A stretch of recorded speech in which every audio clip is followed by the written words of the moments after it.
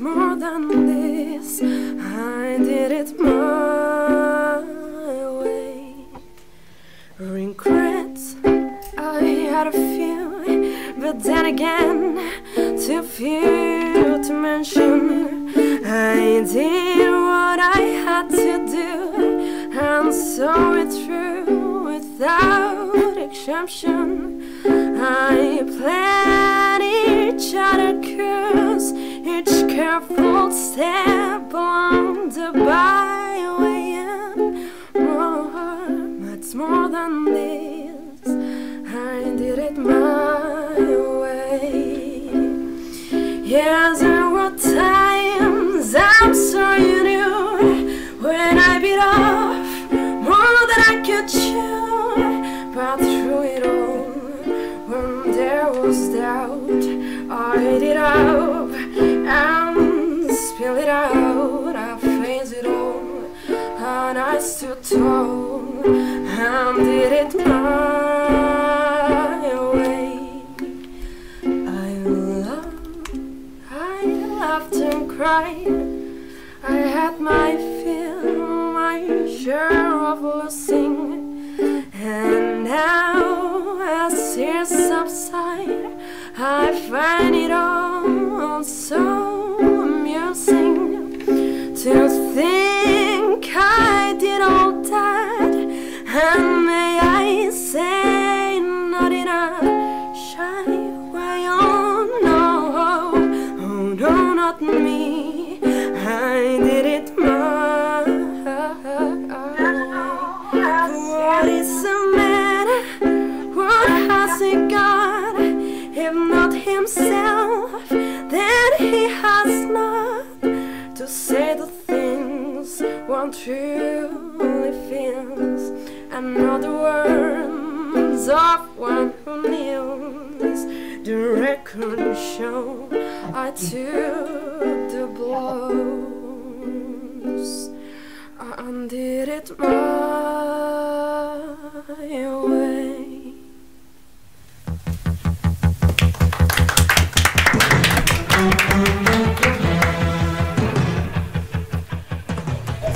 Bien, amigos, pues damos la bienvenida ya, por fin, a Pilar Vicente. Muy buenas noches.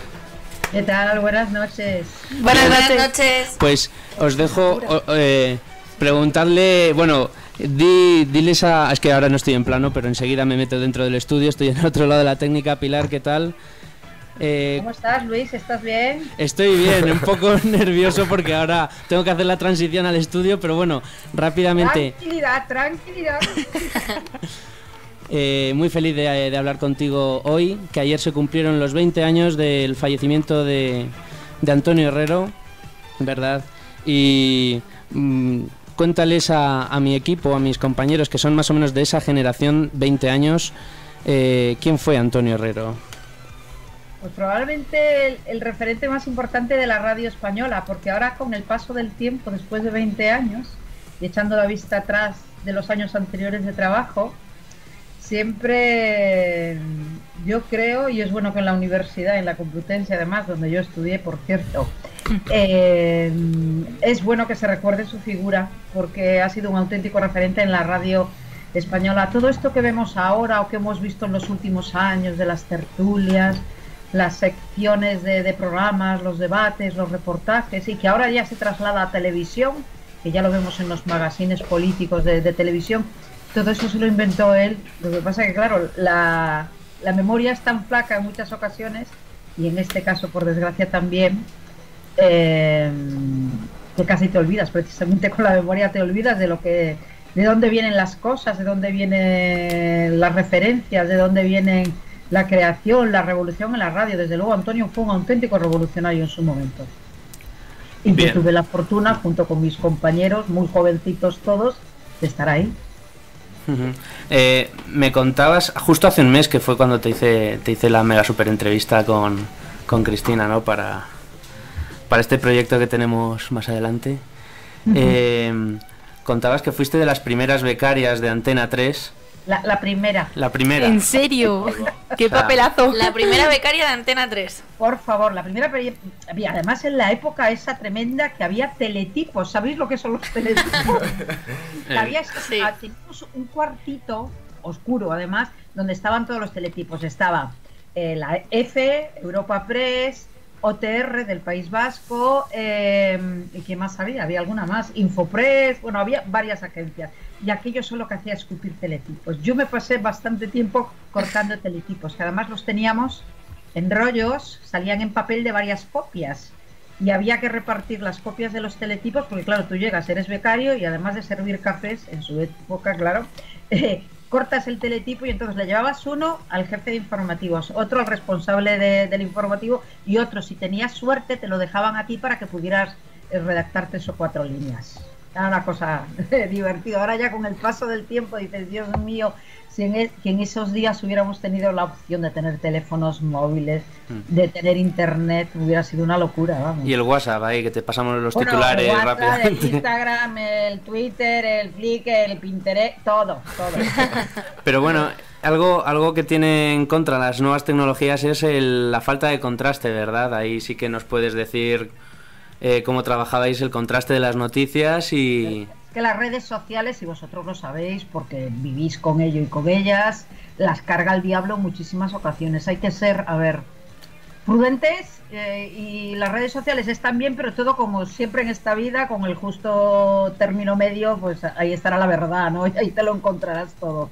Con lo cual nosotros en esos momentos, pues las fuentes fundamentales, que es algo que se ha perdido mucho en nuestra profesión, el no contrastar las informaciones, y no solo por las redes sociales, sino por el hacer diario del periodista. No digo que sea una cosa generalizada, pero en muchas ocasiones, y luego lo vemos con los desmentidos, con las fake news y demás, que no se contrastan ni se confirman las noticias y las informaciones. Si a ti te llega una cosa o te enteras de algo, si no es una fuente directa, es que tienes que contrastarlo por lo menos 2 o 3 sitios fijo, vamos, porque es que si no es una locura, te puedes meter en un jaleo de cuidado. Cuéntales también un poco cómo es hacer un informativo de la mañana, cómo es empezar la información de la mañana a las 6 de la mañana. Decías que Antonio fue el primero que lo hacía. Hombre, y tal, es que fíjate, cuando Antonio coge el programa en el año, a ver que hagamos memoria, esto de tener años es fantástico. He escuchado estos días, escucha Pilar, he escuchado estos días año 84. Correcto. 84, vale. Sí. Año 84, exacto. Pero el programa entonces empezaba a las 7 de la mañana y acababa a las 8:30. No había tertulias, apenas había invitados, o sea, nos oíamos nosotros mismos, por decir algo, ¿sabes? Era un momento tremendo de trabajar mucho, de equivocarnos muchísimo y de ir empezando a llamar a gente. Quiero decir, a entrevistados que pudieran entrar por teléfono o que pudieran venir al estudio, que aquello era una locura, que pudieran venir a un estudio de unos 4 jovenzuelos que no conocía a nadie. Pues lo que es esto. ¿Qué? Lo que es esto, digo, más o menos. A ver si sale de aquí un Antonio Herrero. ¿Cómo? ¿Qué has dicho? No, que a ver si de este estudio sale también un Antonio Herrero. Bueno. Bueno, si eso fuera así, madre mía. Sí. Ojalá. Pero inventar hay poco que inventar, ¿eh? No, porque sí, ya. La creatividad siempre... Ahora ya está todo inventado. Siempre. Sí, porque hasta nos ha venido inventado lo de hacer la radio, fíjate, por Skype, como estamos haciendo ahora, y la radio que se escucha y que se ve por la tele, ¿no? Por internet en este caso, en el multiplataforma, ¿no? Pero sí. Pues sí. fíjate, me decías tú antes que cómo hacíamos. Pues a ver, en el primer momento éramos un mínimo equipo de 4 personas que trabajábamos por la noche. Cuando digo por la noche, o sea, yo iba a la radio sobre las 11 de la noche y me tiraba toda la noche en la radio con mis compañeros. Y lo que hacíamos es como no ver teletipos, lógicamente, recoger toda la información que nos habían dejado los compañeros de informativos del resto durante el día, y luego leer periódicos. Pero claro, leer periódicos sin internet, como ocurría, empezaban a llegarnos, había un reparto de periódicos de las primeras ediciones en papel, lógicamente, que nos las traían varios taxistas de los distintos periódicos. O sea, el reparto que hacía El Mundo, que hacía El País, bueno, primero Diario 16 antes que El Mundo, El País, ABC, los periódicos generalistas que había, y luego las pocas emisoras que teníamos en Antena 3 Radio, porque claro, llevábamos 2-3 años funcionando, con las crónicas que teníamos, más crónicas grabadas, más los corresponsales que teníamos fuera de España, que además con el cambio horario pues nos venía muy bien hablar con José María Carrascal en Nueva York, hablar con Tel Aviv, con Teodoro Ducach, hablar con Bruselas, con Romano Ferrari, bueno, con un montón de gente fantástica, y conforme a eso ibas elaborando la información, más información previa que nosotros íbamos ya empezando a conseguir, pues por trabajo, digamos que a deshoras. O sea, ya estábamos trabajando por la noche, pero por el día, aunque durmiéramos en distintas etapas, yo he llegado a dormir en 3 etapas, por el día. Sobre todo en el momento que tuve a mi niña, que hoy tiene 24 años, y dormía en etapas, o sea, en etapas cuando podía. Yo salía de la radio en los primeros momentos de Antena 3 sobre las 9 de la mañana. Bueno, nos bajábamos a desayunar al Vips de Velázquez, aquello era la bomba, porque hacíamos unos desayunos que eran comida, merienda, cena, todo. Ya no sabía ni lo que no era todo por tantas horas. Huevos revueltos, patatas fritas, café, Coca-Cola, ketchup, o sea, guarradas todas las que podáis imaginar y más. A mí, Pilar, me gusta... Ay, perdóname. No sé si te he interrumpido. A mí me gustaría preguntarte también, que nosotros que estamos recién iniciados en este mundo del periodismo, ¿no?, y que estamos aquí haciendo lo que podemos, a mí me llama mucho la atención que a día de hoy con tanta tecnología, tantas formas de hacer periodismo, ¿no?, y tanto intrusismo, vemos películas, por ejemplo, de cómo se hacía ese periodismo antes, exhaustivo, de estar llamando, de corroborar todo. ¿A ti qué época te gustaba más? Porque yo veo eso y digo, madre mía, me hubiera encantado ser periodista en esa época. No ahora, que te puede llegar cualquier bulo falso. ¿Y cómo contrastas todo esto? Ya. Pero ahí lo que es fundamental del trabajo, cuando ya llevéis 3, 4, 5, 6 años trabajando, os daréis cuenta, tú te vas formando, como quien dice, tu agenda y tus fuentes del tema que sea. Y entonces, cuando te surgen noticias o tú misma las generas porque has tenido acceso a una información, ya te viene dado. Fíjate, ahora uno de los temas que lo veis diariamente, continuamente, los temas de corrupción. Yo recuerdo de esa época, al principio nosotros entrevistábamos a toda la gente que poníamos, a todo lo que se movía lo entrevistábamos.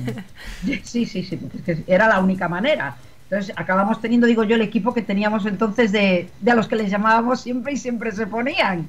Y gente muy dispara ideológicamente, además, que eso era un mérito tremendo. Pero llegó un momento que nos empezaron a llegar informaciones. Cuando digo empezaron a llegar, de manera anónima, a través de conocidos, a través de intermediarios, te llegaban dossiers, esa palabra que depende cómo la utilizas o cómo te llegue, pues puede ser...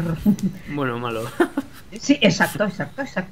Te llegan filtraciones del funcionario descontento, del enemigo político descontento, de la exmujer enfadada, de el ex colega de empresa que no te aguanta y que te la juega. Esas cosas empezaban a llegar. Y claro, te llegaban documentaciones, lo mismo que pasa hoy en día. Hoy quizás con otros medios distintos, y claro, tú tenías que contrastar, porque si te llega una información, o sea, os puedo contar de la época aquella durísima para el Partido Socialista, en aquel momento, porque era el que gobernaba, cuando nos empieza a llegar información de todo el tráfico de influencias que había en la Junta de Andalucía con el hermano de Alfonso Guerra, que tenía montado un despachito en la propia Junta recibiendo a la gente para tomar cafelitos, según decía la agenda del cafelitos. Los famosos cafelitos luego se convertían en adjudicaciones y en puestos de trabajo para gente no cualificada, pero amiguitos de... O sea, esto nos suena mucho al día de hoy. O sea, es lo mismo. Lo que te da coraje, al menos a mí, profesionalmente y personalmente, que con el paso de los años, que sigamos hablando de las mismas cosas. Sí, eso da muchísima pena. Te da coraje por el país, te da coraje por la gente, porque además, a fin de cuentas, los ciudadanos votan lo que voten, me da igual. Eligen a unos representantes políticos que en realidad lo que tienen que hacer es trabajar para los ciudadanos. Y cuando te encuentras con que utilizan el dinero de los ciudadanos para beneficiarse o para beneficiar a otros, dices, Dios mío, no hemos avanzado nada. a lo mejor resulta que es la condición humana y es que aquí somos así. Pero bueno, para eso estamos los periodistas, para denunciarlo y para contarlo. Bueno, yo creo que muchas veces también nos escondemos bajo el lema de aquí somos así, ¿eh?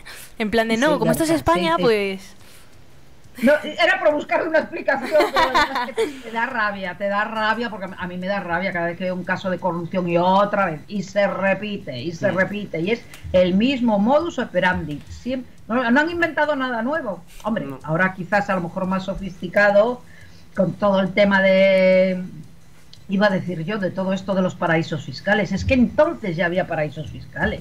Ya había estructuras financieras de estas. Yo me acuerdo por la noche con el tema de la financiación del PSOE, de Filesa, Malesa y Time Sport, ¿sí? Que nos compramos una pizarrita allí en la redacción para por la noche ir desgranando la documentación que teníamos y con flechas, con llaves, con no sé qué, todo organizado para ver de dónde llevaba una empresa. A lo caso policial total, ¿no? Totalmente. Cada vez que vemos una peli o una serie digo, uy, eso hacía yo con una pizarrita allí también en la redacción. ¿Y te gusta más esa época o ahora que es todo digitalizado? A mí me gusta todo. Esa es la pregunta, esa es la respuesta.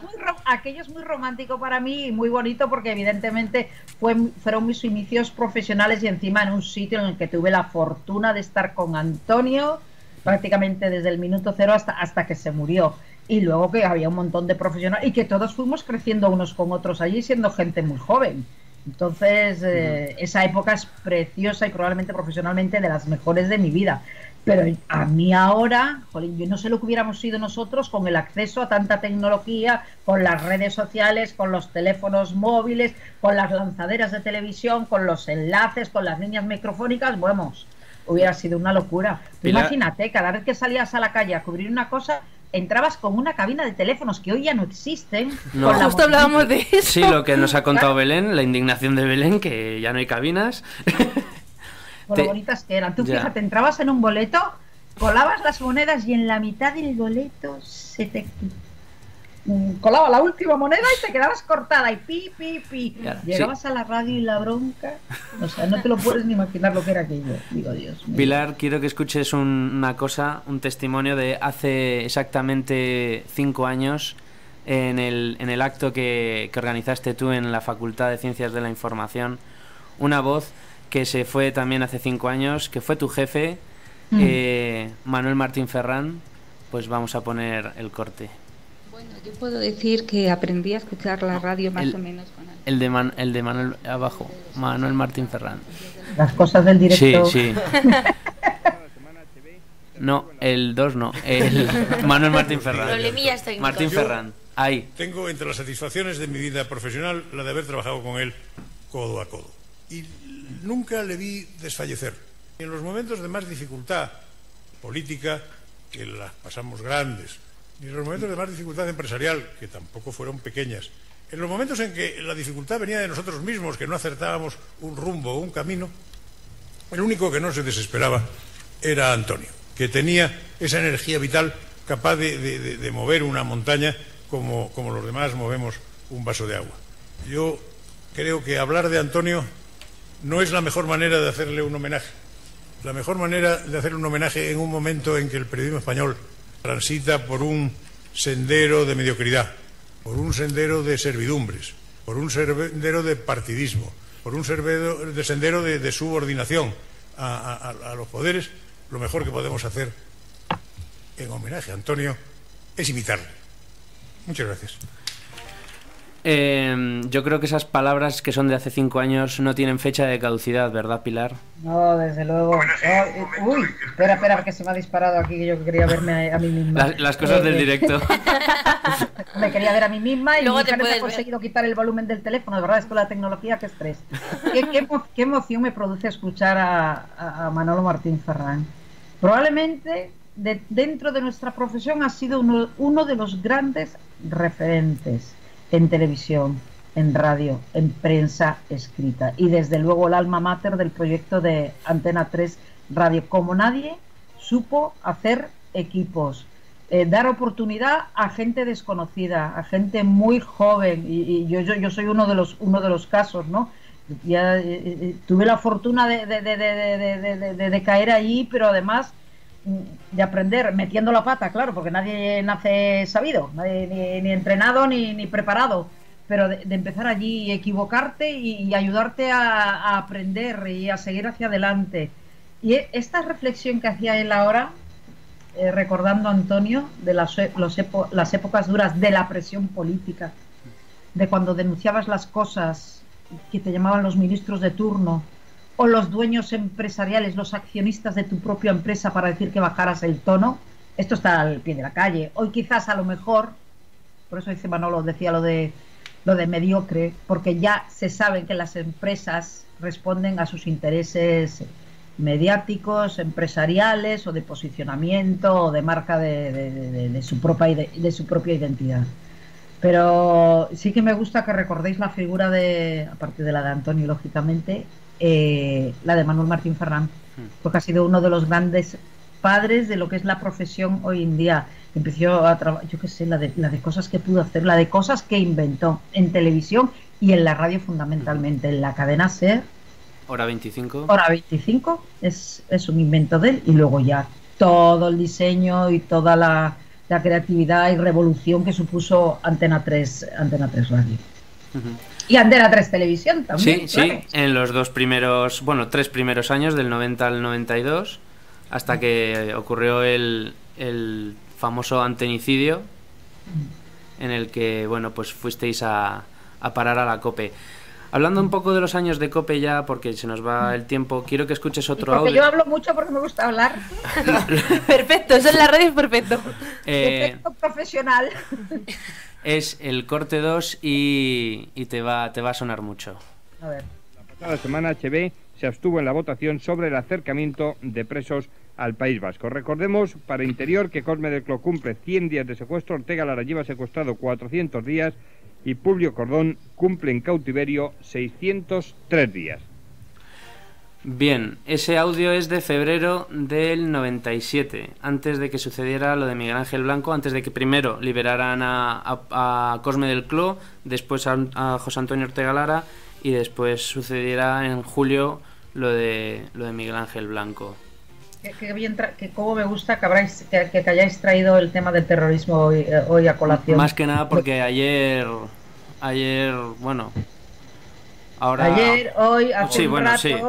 Esta comunicación, esta operación estratégica de comunicación por parte de ETA es que es brutal, quiero decir. Marketing nos quieren engañar a todos, yo es que alucino, de verdad, alucino. Vosotros que además teníais la sección de irregularidades en cuanto a lo de la corrupción, el caso de los GAL y luego otros muchos, y en el caso de sección única de terrorismo había claro, y además con esos recuerdos cuando estaba la gente, toda esta gente secuestrada, es que era brutal. Es que, mira, me gusta que saquéis el tema por lo que está pasando justo en estos días, y porque yo creo que es importante para el país y para todos nosotros que los jóvenes y las generaciones venideras sepan de verdad qué es lo que ocurrió, y que sepan de verdad que aquí no hubo ninguna guerra, que no hubo ningún conflicto, aquí hubo unos asesinos y unas víctimas inocentes, todas, guardias civiles, policías, militares, niños, personas que pasaban por donde fuera, gente que iba a un supermercado, gente que pasaba por una calle, o sea... Es brutal, y de verdad que nuestra pelea debe ser, y la vuestra, esto ya es encargo que hago, y se lo digo a toda la gente joven con la que hablo y en la que aquí doy clases yo también en la universidad, se lo digo a todos, pelear porque el relato de esta situación sea el nuestro, que es el bueno, el de los demócratas, que somos los que hemos conseguido acabar con ETA, no ellos. Dicen hoy, destruimos las estructuras, pero ¿qué destruimos las estructuras? Leches, y no hay estructuras. Si se las ha destruido la policía, la Guardia Civil. O sea, es que es un tema que me puede, porque además pensar que yo en esos momentos, estando en Madrid, y todos nosotros cuando trabajábamos, tuvimos la desgracia de contar montones de atentados.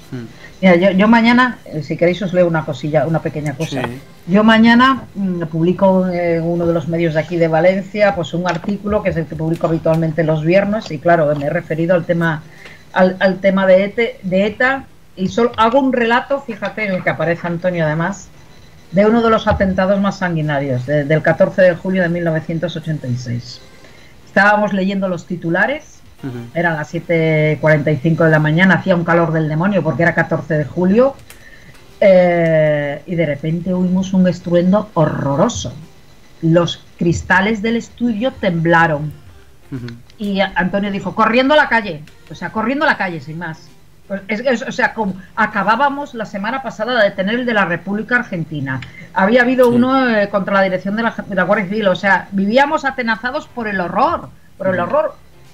Se llamó un taxi. Mientras yo cogía mi maleta y mi grabadora de mano, corriendo a donde veíamos ruido, follón, humo, lo que fuera. O sea, salí, no sabía dónde. Pero por cómo nos llegaba el olor y el ruido, porque aquello era brutal, aquello fue brutal. Pues llegué, y además llegué la primera, porque claro, estábamos tan cerca de República Dominicana, no, la calle Oquendo, llegué muy cerca. Vamos, muy cerca no, me metí en todo el meollo, con tan buena o mala fortuna, depende cómo lo interpretemos, que me quedé dentro del cordón policial y la policía no dejó pasar a más gente, y estuve todo el día hasta que ya el cuerpo dijo basta, y aquello ya estaba un poco más despejado, en que ya se había recogido a los cadáveres. Bueno, no os podéis imaginar la imagen aquella como fue, brutal. O sea, llegar, ver a más hijos, fachadas destrozadas, el microbús de los chavales, porque eran niños de 18 a 25 años, destrozado, un olor a quemado horroroso. Claro, estás allí y yo, a ver, estaba sobrecogida, pero al mismo tiempo tenía que contar lo que estaba viendo. O sea, imaginaros la situación de tensión, que era horroroso, estar metida en medio de todo el lío, allí, con los policías, con los artificieros, los bomberos, el personal de las ambulancias, porque claro, había heridos. Hubo en ese atentado 72 heridos, además de los... Bueno, en primer momento 4 muertos, pero luego llegaron a 12, al final, los muertos del atentado. Imaginaros lo que es estar allí en medio y encontrarte con una imagen tan plástica y tan horrible como la siguiente. Los policías retiraban los cadáveres de sus compañeros guardias civiles, esos niños tan jóvenes, con bolsas de plástico negras. Y los restos de metralla, de explosivo, de tornillería, las retiraban en bolsas de plástico transparentes.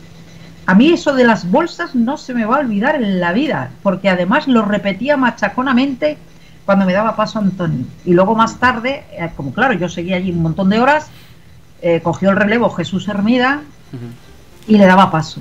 Y además era tremendo porque yo, a ver, con Antonio me hacía preguntas, pero Jesús no me preguntaba, me dejaba seguir hablando. Porque es que yo además estaba con una adrenalina horrorosa.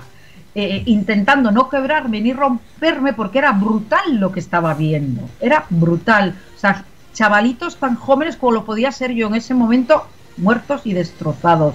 Los vecinos desesperados, en shock, gritando, llorando, con caras, esa expresión que cuando te pasa una cosa gravísima y durísima que estás viendo así en primera persona, esa cara de nada, tienes cara de nada, de tal desesperación que no sabes ni cómo reflejarla. O sea, la cara como que se te transforma y te quedas... Y yo estaba como una máquina repitiendo lo de las bolsas, además. Porque empezaron a darme datos de que si había... Porque a mí me sorprendió una cosa, porque vi lo de las ollas a presión, que no las había visto nunca metidas en un atentado. Y ya un artificiero me estuvo contando. Las están empezando a utilizar en los coches bomba, y luego las rellenan de papel higiénico, porque yo veía rollos de papel higiénico por todos los lados, ya mojado, quemado, y digo, ¿qué hacen aquí? Dice, pues eso es para que no detectemos que había explosivos en el coche que llevaba varios días aparcado allí. Evidentemente la investigación de entonces no es la investigación de ahora y de los últimos años, ¿no? Pero vamos, a lo mejor me he extendido un poco, sí, pero... De hecho te tengo que cortar porque ya nos pasamos de tiempo. Sorry. Oye, que estoy encantadísima de hablar con vosotros, que me encanta que recordéis a Antonio, que es un referente de la radio española, de la que tenéis que aprender muchísimo, y de la gente que trabajamos eso un día, y conmigo podéis contar siempre que queráis. Pues muchísimas gracias, Pilar. No, a vosotros. Para acabar, vamos a escuchar la última despedida de Antonio Herrero en la cadena COPE, y con ello nos vamos. Y sí, el que pone despedida. Despedida COPE. Ahí. Y nada, Pilar, seguimos en contacto, que en septiembre nos vemos. ¿En septiembre? Que tendrás la magna exposición. Sí. Oye, que tengáis mucha suerte todos y que encontréis trabajo pronto, que es lo importante. Muchísimas gracias por haber estado aquí en Malvivo en la madrugada, Pilar. Vale. A vosotros. Un beso muy fuerte. Hasta Chao. luego, adiós. Hasta luego. La mañana. La mañana de la COPE. Con Antonio Herrero. Amigos, muy buenos días y bienvenidos a la mañana de la COPE. Estamos en el jueves 30 de abril de 1998, festividad de Santa Sofía, San Pío y San Lorenzo. Gracias por la atención que nos han prestado y ya hasta el lunes, porque mañana la COPE realiza un programa especial dedicado al euro. Este fin de semana es histórico porque es cuando empieza a andar el euro y el símbolo principal de la unidad de Europa. La historia de España, de Francia, quedan para la historia y para el futuro empieza la historia de Europa. Que disfruten, cuidado en el fin de semana y en el puente de las carreteras y hasta el lunes. Aquí encontrarán entonces a un amigo, Antonio Herrero.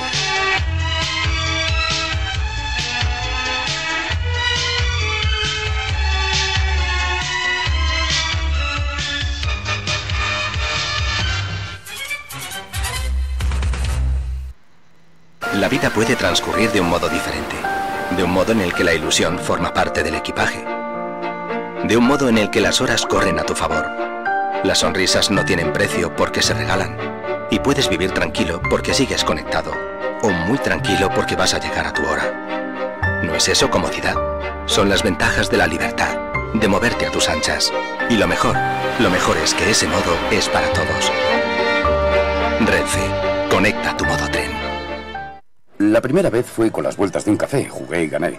Debe ser eso que llaman la suerte del principiante. Y hoy, después de tanto tiempo jugando y apostando, después de sabérmelas todas en el juego, tengo eso que yo llamo la suerte del jugador. Más de 200.000 familias españolas han tenido esa suerte. Lo han perdido todo por el juego irresponsable. El jueves que viene, la noche del